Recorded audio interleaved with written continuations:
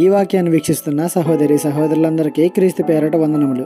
ఈరోజు వాక్యం ద్వారా దేవుడు మనతో చెప్తున్న మాట, గద్దింపునకు లోబడివాడు బుద్ధిమంతుడగును. సామెతల గ్రంథము 15వ అధ్యాయము 5వ వచనము.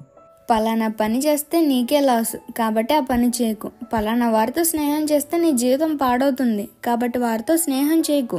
దుష్టులకు, పాపం చేయవారికి కాస్త దూరంగా ఉండు అని చెప్పినప్పుడు ఆ వ్యక్తి వింటే నిజంగానే అతని జీవితం బాగుపడుతుంది.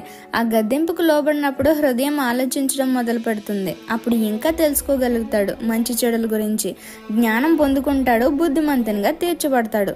అంతేగాని వాడు చెప్పేదేంటి, నేను ఎందుకు వినాలి వాడి మాట, నా పేరెంట్స్ మాట నేను వినను, అలాంటిది ఎవడో చెప్తే నేను ఎందుకు వినాలి అని మూర్ఖత్వానికి పోతే దానికి తగిన ఫలితాన్ని అనుభవిస్తాడు. ఈనాడు దేవుడు తన సేవకుని ద్వారా నీ తప్పుని ఎత్తి చూపినప్పుడు, నిన్ను గద్దించినప్పుడు ఆయన మాటకు లోబడుతున్నావా, లేకపోతే పడచెవిన పడుతున్నావా? బుద్ధిమంతునిగా అవుతావో లేక మూర్ఖినిగా మిగిలిపోతావో నువ్వు లోబడే దానిపై ఆధారపడి ఉందని మరవద్దు. ఈ చిన్న సువార్త పరిచర్యలో మీ సహోదరులు. God bless you. ఆమెన్.